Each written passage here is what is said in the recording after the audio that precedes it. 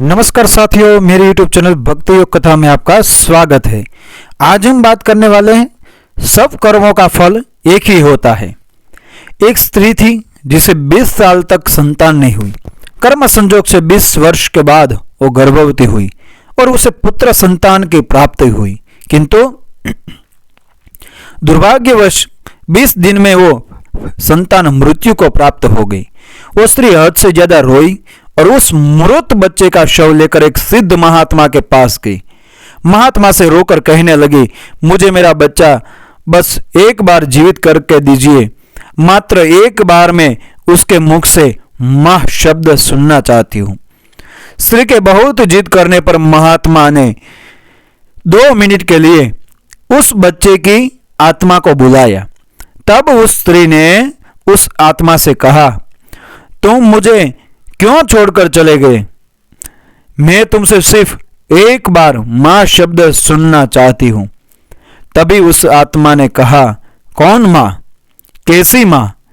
मैं तो तुमसे कर्मों का हिसाब किताब करने आया था। स्त्री ने पूछा, कैसा हिसाब? तभी आत्मा ने बताया, पिछले जन्म में तुम मेरी सौतन थी, मेरे आंखों के सामने मेरे पति को ले गई। मैं बहुत रोई, तुमसे अपना पति मांगा पर तुमने एक न सुनी। तब मैं रो रही थी और आज तुम रो रही हो। बस मेरा तुम्हारे साथ जो कर्मों का हिसाब था वो मैंने पूरा किया और मर गया। इतना कहकर आत्मा चली गई। उस स्त्री को झटका लगा।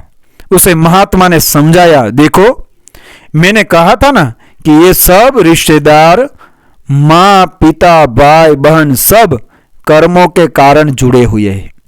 हम सब कर्मों का हिसाब करने आए हैं, इसलिए बस अच्छे कर्म करो ताकि हमें बाद में भुगतना ना पड़े।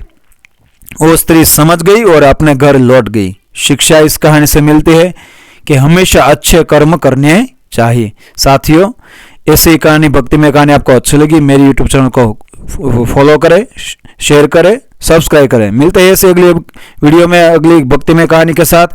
जय श्री कृष्ण, राधे राधे, धन्यवाद।